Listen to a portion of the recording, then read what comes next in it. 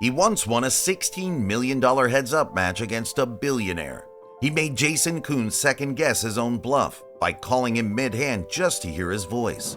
This is Phil Ivey, and if you're trying to learn how table presence can shape a poker game, he's the master class. Let's start with a hand that perfectly sums up what makes Phil Ivey terrifying across the felt. It's day 3 of a $330,000 buy-in Triton tournament. Ivey opens from the cutoff with King-Jack of clubs. He's got around 25 big blinds left. A big stack on the button 3-bets him with Ace-King. It's a classic spot. Textbook theory says Ivey should either jam or fold, but instead he just calls, calm, collected, and completely unreadable. Now they're headed to the flop. 6 of spades, 4 of hearts, 3 of clubs. Dry, disconnected. Ivey checks. His opponent continuation bets small, just 25% of the pot. Again, GTO logic would tell you, fold. You've got 2 overs and a weak backdoor. But Ivey, he peels one off. Not because he's chasing, but because he already knows how this hand might play out. The turn is the 5 of hearts. Still not much for Ivey, but now there's a straight on board. Both players slow down. The chip leader checks back. That hesitation? That's blood in the water. Then comes the river, 7 of spades.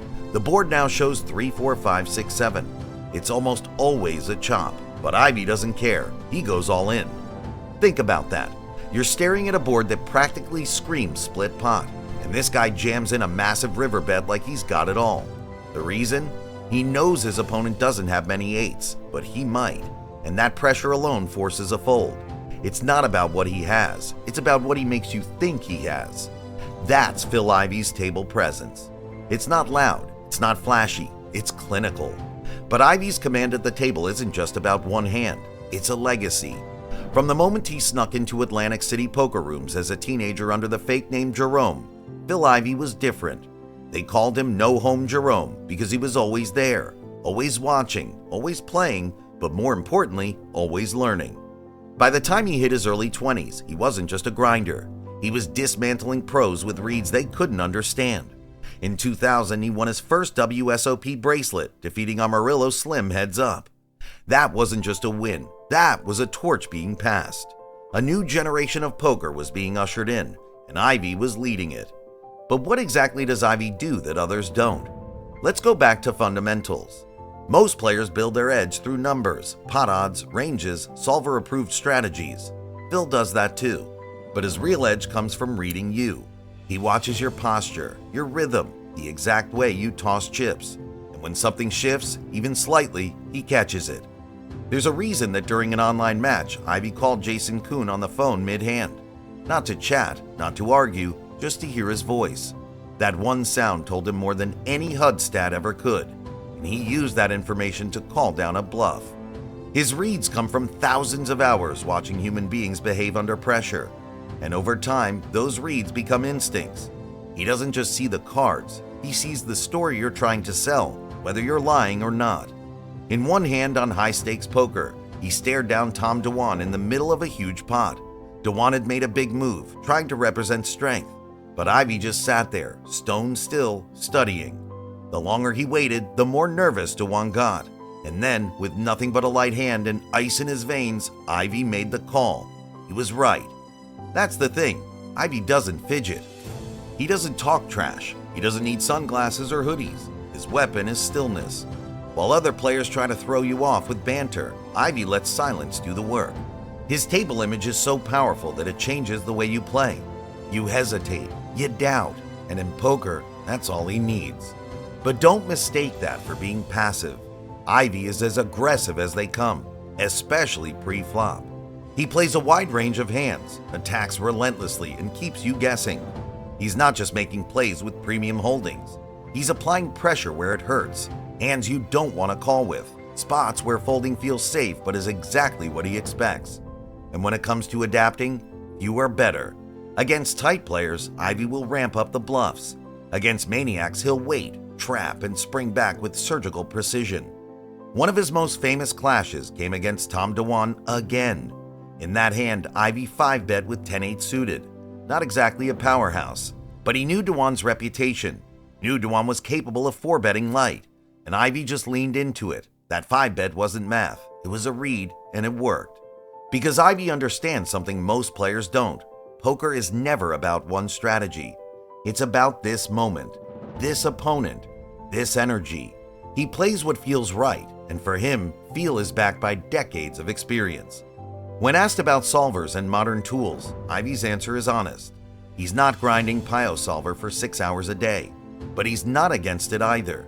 In fact, he said that at some point he plans to dive deep, just not halfway. If he does it, he's doing it all the way. Still, he adds, solvers are only part of the story. What about the other things? The little intangibles that a chart can't see. Timing, stillness, pressure. That's what Ivey brings. And when it comes to deep stacked play, Ivey's insight runs deep. While most players panic as stacks grow and decisions become more complex, Ivey thrives. He sees deep stacks as an opportunity to outmaneuver opponents, to play chess while everyone else is playing checkers. He balances value betting and bluffing so smoothly that you can't tell the difference until the chips are already pushed his way. Even when he's behind, Ivey has presence. You remember that $16 million win against billionaire Andy Beal? That wasn't just a poker match. That was mental warfare. Ivey didn't just beat the man, he beat the moment. He sat across from one of the richest people in the world, playing nosebleed stakes, and stayed composed. 3 days, one opponent, no mistakes. And if you want to understand how he's maintained that level of composure for decades, look at how he treats the game now. He doesn't play every event, doesn't chase every spotlight. He picks tournaments that feel good, the ones that make sense with his time and energy. It's not laziness, it's discipline, a sense of control that most players never reach. He's not here to prove himself, he's already done that. But make no mistake, when Ivey sits down, he's still one of the most feared players in the room. Even in the modern Triton high roller fields, surrounded by GTO wizards and solver-trained pros, Ivey still finds spots to strike. In Cyprus, London, Montenegro, his chip counts might dip and rise, but his aura never fades. He still plays spots with boldness that would make others hesitate. He still finds value in hands that others would fold. And he still makes plays, like that King-Jack river jam that no solver would ever recommend, but that wins pots anyway. Because Phil Ivey doesn't just play cards, he plays you.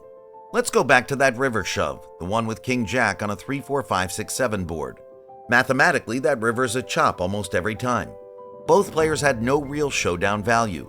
Most people would check, accept the split, and move on. But Ivey, he jams, and here's the brilliance. He knows his opponent doesn't have many 8s. He knows he could plausibly have an 8. So he leverages that tiny edge in perceived range, turns it into real fold equity, and scoops a massive pot. That's not just understanding poker, that's understanding people. It's weaponizing fear.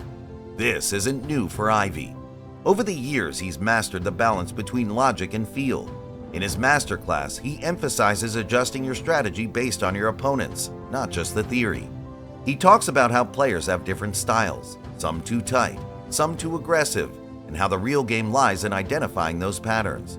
If a guy's too tight, bluff more. If someone's crazy, trap, but never stay static. He shares a story from a hand against Paul Jackson, arguably one of the most famous bluffs in poker history. Ivey faces pressure across multiple streets. The board is dry, the bets are flying, and yet he senses something. The timing, the tension, the silence.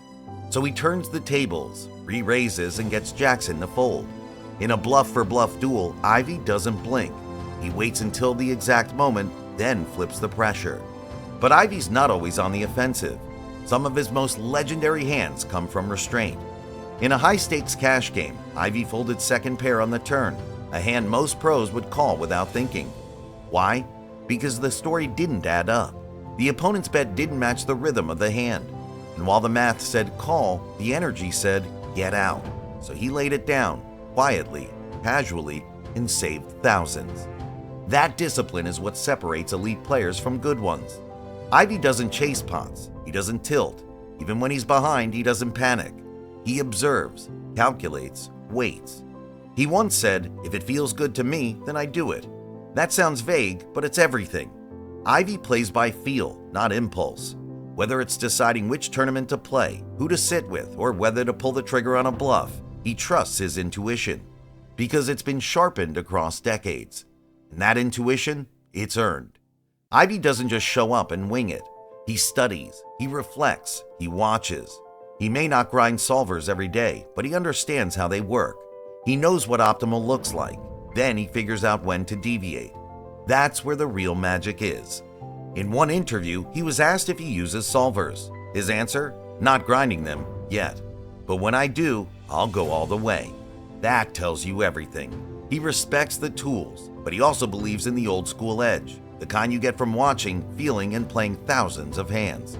He also understands the darker side of poker, the cheating, the shady games, the edge-seeking behavior. And while he keeps his comments guarded, he makes it clear, cheating is unacceptable. He's been around long enough to know what to avoid. He plays with people he trusts. He protects his space, and while he might not call people out on Twitter or stir up drama, you can bet he's dealt with it. Quietly, effectively. That too is presence. And then there's the mental warfare. In his masterclass, Ivey talks not just about avoiding tilt, but about putting others on tilt.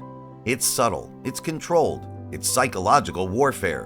Whether it's through bet sizing, timing, or silence, Ivey creates discomfort. He throws people off their rhythm, and once they start reacting emotionally, he's already won.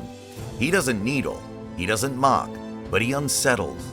He might stare a little longer, pause a little deeper, say nothing, and say everything. His presence isn't just physical, it's mental. You start playing his game without realizing it. And that's why so many pros, from Negreanu to Helmuth to Antonius, respect him.